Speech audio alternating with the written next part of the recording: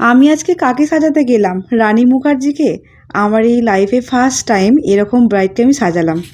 তাই তো, লুকটা কি চাইছো? মানে সফটের মধ্যে চাইছো দিনের বেলা? এরকম চাইছো বলো? যেমন দিনের বেলা একটু আমার সাজানো আগে। আচ্ছা ঠিক আছে, ভরসা আছে তো? ভরসা আছে বলেই তো করেছিস, তাই তো? ঠিক আছে চলো, বাকিটা আমার উপরে ছেড়ে দিচ্ছি। আমি যখন আমার মনের মতন করে একটু একটু করে লুকটা ফুটিয়ে তুলছিলাম, আমি জানি না, ভাবতেও পারি না যে সবাই আমাকে এরকম করে বল। সাজানোর পর যখন ওর ভেতরে সৌন্দর্যটা যখন বেরিয়ে আসছিল না, ঠিক দেখো, তাকিয়ে ওর চোখের দিকে পুরো রানী মুখার্জির মতোই লাগছিল। আমি কিন্তু বলি না, ওখানে থাকা সমস্ত আত্মীয় স্বজনরা শুধু একটাই কথা বলছে, পুরো রানীর মতো লাগছে। তোমরা ভালো করে ওর দিকে তাকিয়ে দেখো, সত্যি কিন্তু এই ব্রাইডটিকে রানী মুখার্জির মতোই লাগছিল।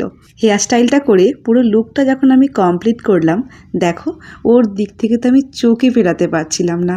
তোমরা সত্যিই দেখে জানিও আমার এই মিষ্টি ব্রাইডটিকে তোমাদের কীরকম লাগছে। আর আমার কাজ সত্যিই কি তোমাদের ভালো লেগে থাকে? একটা ছোট্ট কমেন্টের মধ্যে দিয়ে আমায় জানিও।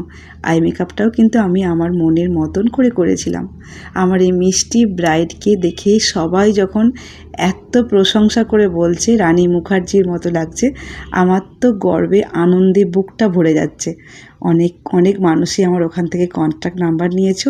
তোমাদেরকে অসংখ্য ধন্যবাদ আমার কাজকে এত ভালোবাসা দেওয়ার জন্য। এইভাবেই তোমরা আমার পাশে থেকো।